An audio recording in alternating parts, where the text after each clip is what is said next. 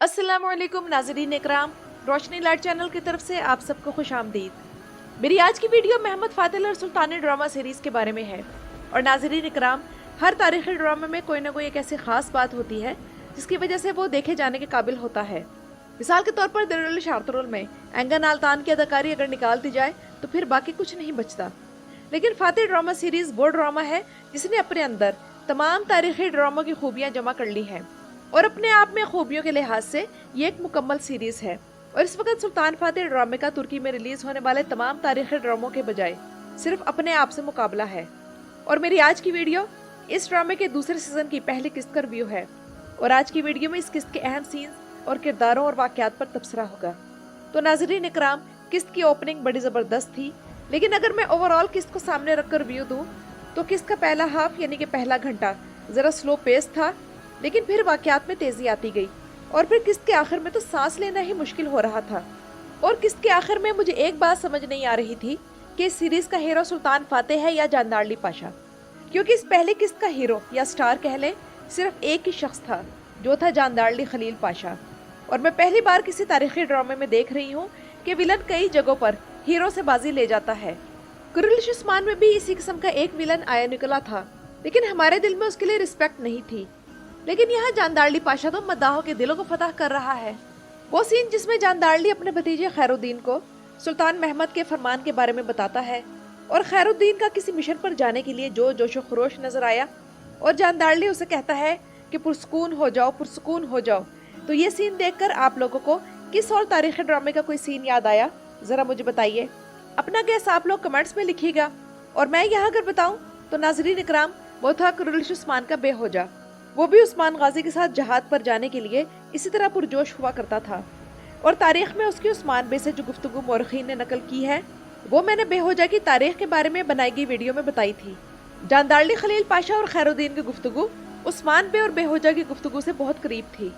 और जैसे मुझे बेहोजा के बारे में दो सीन याद रहेंगे, एक उस्मान बे के साथ जंगल वाला और दूसरा जब उस्मान बे उसे कहते हैं कि तुम काई कबीले का मुस्तकबिल हो। ये शायद किस्त नंबर 47 की बात है। तो खैरुद्दीन के हवाले से भी हमें दो सीन याद रहेंगे, एक शुरू में जानदारली के साथ गुफ्तगू वाला सीन और फिर उसका आखिरी सीन। मुझे पर्सनली तारीख़ी ड्रामों में ऐसे किरदार पसंद हैं जो यंग हो और रियासत की खिदमत और अल्लाह के दीन का निज़ाम कायम करने के लिए फतुहात में दिलचस्पी रखते हों। अल्लाह ताला हमारी उम्मत के मौजूदा नौजवानों को भी ऐसा ही बना दे, आमीन। तो खैरुद्दीन के आखिरी सीन ने दिल को धचका दिया। जानदारली उस वक्त अपनी अदाकारी के उरूज पर था। चेहरे के ऐसे एक्सप्रेशंस कि पता ही नहीं चला कि कब आंखों से जल्दी जल्दी आंसू गिरने लग गए। ऊपर से खैरुद्दीन का भोला सा चेहरा और मासूमियत के साथ मौत को आस पास देखकर पहले उसका परेशान होना और फिर कलमा पढ़कर पुरसकून हो जाना। तो बस यही मोमिन की शान है कि कोई मुसीबत आए तो पहले जरा घबराया, लेकिन फिर वो अल्लाह का नाम लेकर पुरसकून हो जाता है। और फिर बड़े से बड़े नुकसान पर हम तो अल्लाह ही के लिए हैं और अल्लाह ही की तरफ हमने लौट कर जाना है कहकर दिल को तसल्ली दे लेता है। और जानदारली का ये जुमला कि रियासत की खातिर सिर्फ एक शख्स नहीं बल्कि पूरी जानदारली फैमिली के हज़ारों लोग कुर्बान कर सकता हो। तो नाज़रीन इकराम, ये एक ऐसा डायलॉग था जो कि सारी किस्त की जान था। और ये वो जुमला था जिसने जानदारली के किरदार की इज्जत मद्दाहों की नज़र में बढ़ा दी है। और दिल दुखी हो रहा था कि यही किरदार आने वाली किस्तों में सुल्तान महमद के हाथों ख़त्म हो जाएगा और नया किरदार बाल्तोगलो सुलेमान पाशा एक बार फिर इस सीरीज़ में ज़बरदस्त इजाफा है। और ऐसे वक्त में जब हम ड्रामे की कहानी के मुताबिक कॉस्तांतुनिया के मुहासरे के बिल्कुल करीब हैं, तो बाज़ंतीनियों को लातीनियों से इमदाद मिलने का मामला सिर्फ एक शख्स ख़त्म कर सकता है और वो है सल्तनत उस्मानिया के नेवल फोर्सेस का कमांडर सुलेमान पाशा। इस किस्त में इस किरदार के सीन्स टोटल 7 मिनट के थे और उस दौर की एक अहम शख्सियत को इंट्रोड्यूस करवाने के लिए ये 7 मिनट ही काफ़ी थे। ये किरदार इस सीरीज़ में बेहतरीन इजाफा है और इसके भाई के साथ अब इसकी कश्मकश चलेगी जो हमें याद दिलाएगी कि मुसलमान का कोई भाई अगर काफिर हो तो उसका उस मुसलमान से कोई ताल्लुक नहीं, बल्कि वो गैर जो कलमा पढ़ ले वो सगे भाइयों से बढ़कर हो जाता है। अब आने वाली किस्तों में इन दोनों भाइयों की कॉन्फ्लिक्ट चलेगी जो देखते हैं कहाँ तक जाती है। अच्छा, इत्तेफाक की बात यह है कि एल्परसलान ब्यूक सल्जूकुलर ड्रामा सीरीज में भी इस अदाकार को जो किरदार मिला उसका नाम सुलेमान था और सुल्तान फातिह ड्रामे में भी इस किरदार का नाम सुलेमान है। लगता है कि इसे अपना ये दूसरा नाम बहुत पसंद आ गया है। और गुलशा खातून के यहाँ शहजादा मुस्तफ़ा पैदा हो गए हैं और थैंक गॉड डायरेक्टर और राइटर ने तमाम किस्त सिर्फ यही दिखाने में नहीं गुजारी मुझे इस लिहाज से महमद बुज़दाई के तारीखी ड्रामों की कई किस्तें इतनी डिस्गस्टिंग लगती हैं कि उनमें सारी किस्त बच्चे की पैदाइश में गुजार दी जाती है। दिरुल शार्तरुल से लेकर कुरुल शिस्मान तक यही ट्रेंड चला आ रहा है। अब देखते हैं कि गोंचा की दफा क्या होता है। नया नतारस अपने किरदार में बहुत बाकमाल लग रहा है और जैसे फतह कस्तन दुनिया के लिए सुल्तान फातिह के साथ एक मजबूत स्क्वाड है, तो अब उधर बाज़ंतीनी सल्तनत में भी बाज़ंतीनी शहंशाह कॉन्स्टेंटिनोस भी अब अपना एक मजबूत स्क्वाड तैयार कर चुका है, यानी कि मुकाबला अब 1-on-1 है। और नाज़रीन इकराम, एक अहम किरदार जो इस किस्त में नहीं आया, जिसका हम बेसब्री से इंतजार कर रहे हैं, वो है कुर्चू दोआन। और सच कहूँ तो कुर्चू दोआन तमाम तारीखी ड्रामों के साइड रोल्स में इस वक्त सबसे ज्यादा पसंद किया जाने वाला किरदार है, क्योंकि कारा मुस्तफा के किरदार में वो बात नहीं है जो कुर्चू दोआन में है।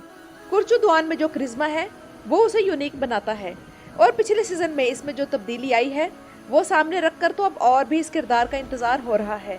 वैसे बगली किसके ट्रेलर से कुर्चू दोआन के आने की खबर मिल चुकी है। यह मैं ये जरूर कहूंगी कि कुरैश उस्मान में इस अदाकार को जाया किया गया। इसने उस्मानी सल्तनत का पहला काजी दुर्सुन फकीह बनना था, लेकिन इसका रोल गैर अहम था, फिर इसे ड्रामे से ही निकाल दिया गया। जिसके बाद एक और तुर्क अदाकार ने तीसरे और चौथे सीजन में दुर्सुन फकीह का किरदार निभाया था। हालांकि ये किरदार अगर उस्मान बे के साथ मुस्तकिल रखा जाता तो ये कुरैश उस्मान में एक आर्तुक बे साबित हो सकता था, और देखा जाए तो उस सीरीज में अब एक आर्तुक बे जैसे किरदार ही की कमी है। और नाज़रीन इकराम, इस सीरीज की एक और पॉजिटिव बात यह है कि सुल्तान महमद आम कैंपेन्स में भी जंगों में लड़ने के लिए खुद नहीं निकलते, बल्कि उनकी आर्मी, जिनमें अकिंजी, पाशाज और यनिचरी होते हैं, तो वो लड़ते नजर आते हैं। सुल्तान फातिह का एक और अहम सीन शहद और नमक वाला था।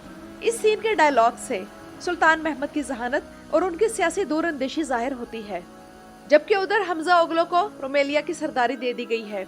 और ये इस किस्त में पहली बार नहीं हो रहा, बल्कि ये सिलसिला जानदारली पाशा से शुरू हुआ था कि सल्तनत के खिलाफ ही काम करने वालों को कोई बड़ा ओहदा दे दिया गया। उसके बाद इसहाक पाशा और उसके बाद अब हमजा ओगलो, यानी कि इनमें से हर एक को सुल्तान के साथ गड़बड़ करने की कोशिश के बावजूद ऊंचा ओहदा मिला। और वो सीन जब इसहाक पाशा दरबार से जा रहा था और उसे सुल्तान ने रोका कि कहाँ जा रहे हो, तो मुझे हंसी आ गई और मैं समझ गई कि सुल्तान जानबूझकर इसहाक पाशा को खौफजदा करने की कोशिश कर रहा है। तो नाज़रीन इकराम, समझ से बाहर है कि किस चीज़ की तारीफ की जाए, डायलॉग्स की, राइटर्स की, डायरेक्टर्स की, या फिर अदाकारों की, और अदाकारों में भी खासकर जानदारली की। यानी कि सुल्तान फातिह सीरीज एक्सीलेंस के ज़बरदस्त लेवल पर पहुंच चुकी है, और इसका ये नया सीजन भी यकीनन एक और शानदार एंटरटेनमेंट साबित होगा। तो नाज़रीन इकराम, ये तो था पहले किस्त का रिव्यू। आप लोगों को मेरी वीडियो कैसी लगी मुझे कमेंट्स में ज़रूर बताइएगा। मेरे चैनल पर आने का शुक्रिया।